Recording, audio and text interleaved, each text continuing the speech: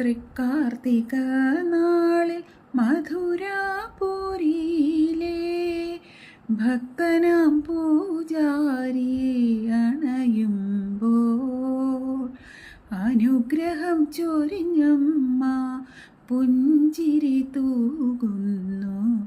സുരവൃന്ദം പുഷ്പവൃഷ്ടി നടത്തുന്നു.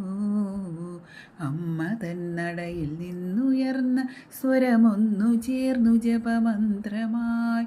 സങ്കടങ്ങളവയൊക്കെയും മറന്നിൻ മനസ്സിനിതു പുണ്യമായി. അഞ്ജനശിലയിൽ ആദിപരാശക്തി അമ്മേ കുമാരനല്ലൂരമ്പേ നീ എൻ മനസ്സിൽ ഭദ്രദീപം തെളിയുന്നു.